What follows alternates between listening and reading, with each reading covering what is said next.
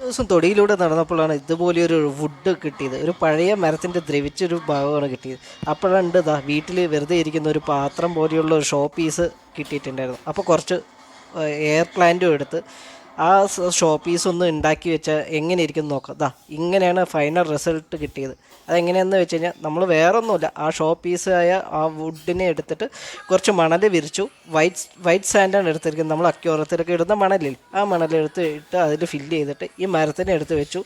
കൂട്ടത്തിൽ ഈ എയർ പ്ലാന്റും 2 ഓർക്കിഡിൻ്റെ ഒരു തണ്ടുകളും എടുത്ത് വെച്ചിട്ടുണ്ട്. ആ ഗ്യാപ്പിലോട്ട് നമ്മൾ കുറച്ച് ചകിരിയും ഇതൊക്കെ തുരുകി കൊടുത്തിട്ടുണ്ട്, ആ ഓർക്കിഡ് പിടിച്ച് വളരാൻ വേണ്ടിയിട്ടാണ്. അപ്പോൾ അതിനെ വെച്ച് ഇതാ ഇങ്ങനൊരു സംഭവം ഷോ പീസ് സെറ്റ് ചെയ്തിട്ട് എങ്ങനെയുണ്ട് സാധനം കമൻറ്റ് ചെയ്യാൻ മറക്കരുത്. അപ്പോൾ ഇടയ്ക്കിടയ്ക്ക് വെള്ളം ഒഴിച്ച് കൊടുക്കണം. നമ്മളിങ്ങനെ വെള്ളം ഒഴിച്ച് കൊടുക്കുമ്പോൾ ഇതാ ഇങ്ങനെ വെള്ളം ഒഴിച്ച് കൊടുക്കുക, അല്ലെങ്കിൽ സ്പ്രേ ചെയ്ത് കൊടുക്കുകയാണ് വേണ്ടത്. അപ്പോൾ അതങ്ങനെ നിന്നോളും. കാണാൻ നല്ല ഗെറ്റപ്പായിട്ടുണ്ട്.